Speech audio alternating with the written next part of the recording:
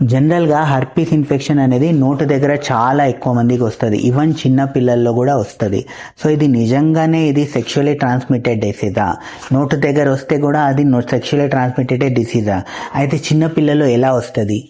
So జనరల్గా మీకు note దగ్గర వస్తుంది, పిల్లల్లో నోటు దగ్గర వస్తుంది అంటే అది HSV1 టైప్ ఆఫ్ ఇన్ఫెక్షన్ వల్ల.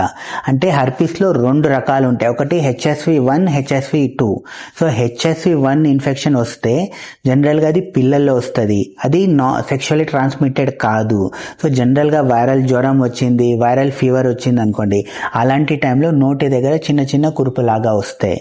సో అది హర్పీస్ ఇన్ఫెక్షన్ కావచ్చు, ఫస్ట్ టైప్. సెకండ్ టైప్ ఉన్నప్పుడు మాత్రం మన పురుషాంగం దగ్గర వస్తుంది. కానీ HSV1 కూడా కొన్నిసార్లు మీరు అలాంటి నోటు దగ్గర చిన్న చిన్న కురుపులు ఉన్నాయి, అలాంటి టైంలో మీరు ఆ పర్సన్కి ముద్దు ఇవ్వడము, కిస్ ఇవ్వడము, స్మూచ్ ఇవ్వడం చేశారనుకోండి, ఆ ఇన్ఫెక్షన్ మీలో రావచ్చు. ఇన్ కేస్ అలాంటి టైంలో ఓరల్ సెక్స్ చేసినా కూడా ఆ ఇన్ఫెక్షన్ జెనైటల్ హర్పీస్ లాగా కన్వర్ట్ కావచ్చు. సో నోటు దగ్గర ఉండే అది కూడా హర్పీస్ ఇన్ఫెక్షన్ కావచ్చు, దాన్ని నెగ్లెక్ట్ చేయకండి.